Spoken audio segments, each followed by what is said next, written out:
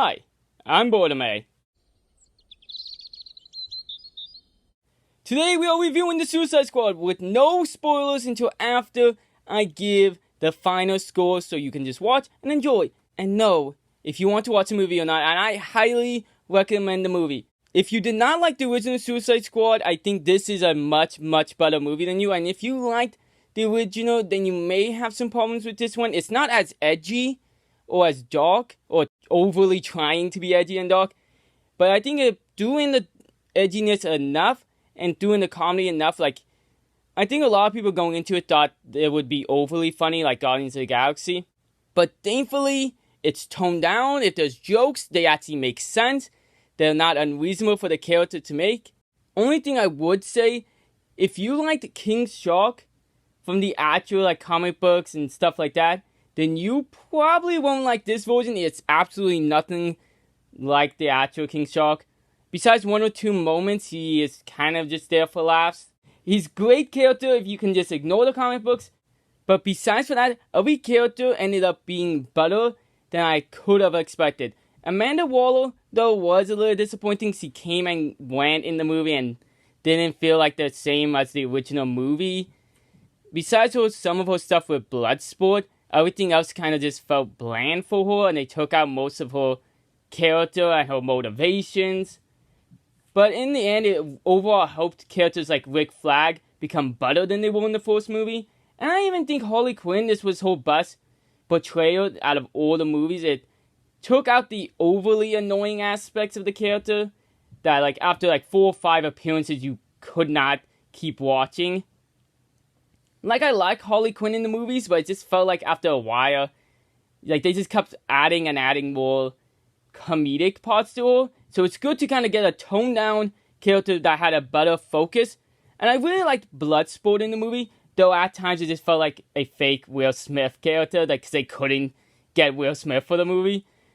But besides for that, I think the character is good. Besides, literally, he's motivated by his daughter. I'm not gonna go, like, he has the same powers pretty much, good with guns and stuff like that, but it doesn't matter. Peacemaker and John Cena did great. John Cena, I think this was his best acting I've actually seen from him, and it just made sense. They found the perfect character, with my only problem is, the patriotic aspect they really said was going into it was not a real thing. But Ratcatcher 2, great character, great motives. They ended up taking this weird character that I think most people did not care about whatsoever and made her have great motives, some great backstory. And when they gave the backstory for the characters, it did not feel enforced, besides maybe 1 or 2 moments. Like, they could have, like, spaced them out a bit. But beyond that, really liked Ratcatcher 2's motives in the movie. Polka Dot Man, they really... And I know I'm going in over with the characters, but I think that's what you went in... Like, I think that's what's enjoyable about the movie, is the characters. So, Polka Dot Man ended up just beyond exceeding what anyone would have expected. A great character, though sometimes it felt like the character didn't do much. I kind of agree with the Moist Meters review that I felt like King Shark and Polka Dot Man really did not have that overall, like, moment that every other character kind of got. But beyond that, I will go now into some complaints. Half the cast did not matter. You have like 5 or 6 characters out of like the over, like, maybe like 15 characters that they advertise. And like 9 or so of them just die. They absolutely die in the beginning of the movie, or they like get hurt enough where you don't see them for a bit. And I'll even say Harley Quinn does not spend much time with the actual core cast of the movie. She's always somewhere else, always taking breaks, kidnapped or whatever. And there's a few characters that died that I really expected to see some good stuff from. But I won't get into that into the spoiler part. The villains in the movie, I will also say, is a bit of a low point. They are very generic, but they're in the movie enough where it's enjoyable, and I kind of liked that the bad guys weren't the main thing of the movie. And they really exceeded what I thought was Starro. Because most big monsters that only come into like the last few scenes of the movie, usually that's so much an annoying a point. Because it felt like overhyped, in the trailers, and then there's nothing throughout the movie until the end. But in this movie, James Gunn actually perfectly set up the character throughout the entire movie. So it didn't feel like it was out of nowhere. Like, it felt like the monster was just building and building for the movie. And I thought he could have been in a little bit more, but Star Wars overall could have used some better effects, which some of the scenes of the movie definitely needed some better effects. Especially with there was like tighter scenes like in between like certain scenes. Like it would be like the name of the scene and then it would transition. Some of those, like the effect wise, just looked goofy. But overall, it was actually pretty good.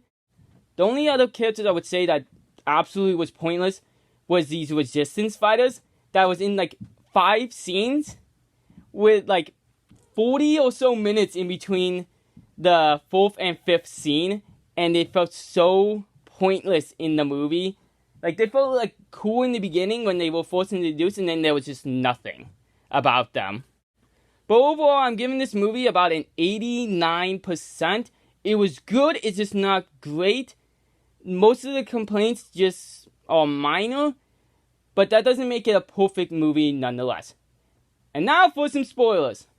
Okay, so there was stupid stuff in the movie that I really want to talk about first. Like, I love the fact that Polka Dot Man was motivated by his mom.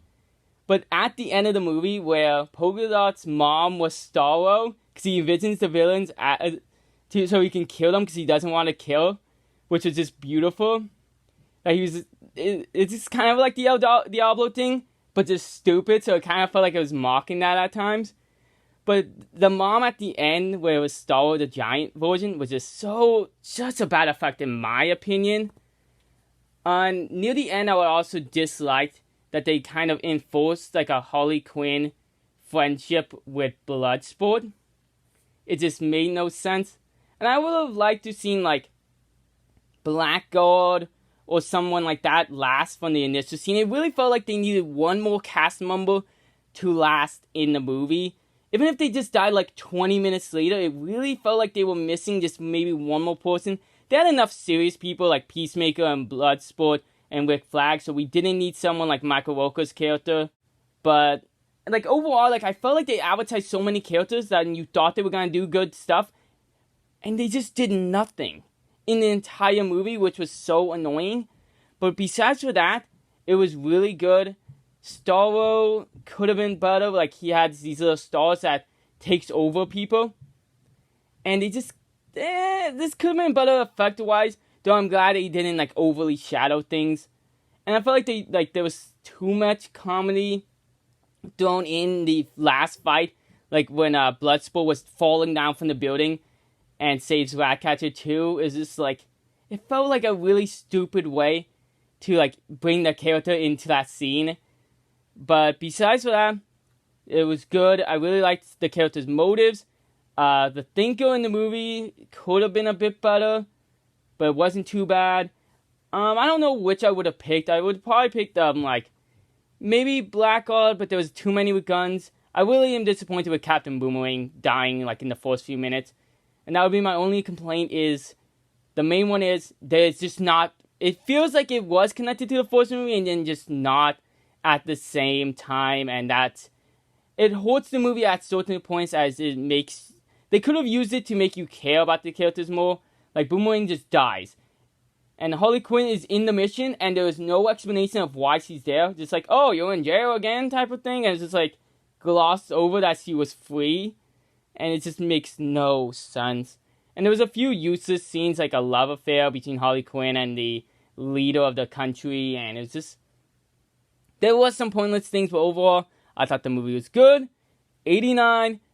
It's a lot better than the original movie, depending if you like it or not. If you wanted that edginess and overdarkness, you just won't get it in that same way as Suicide Squad. It's kind of dark and edgy in its own way. But I hope you guys enjoyed.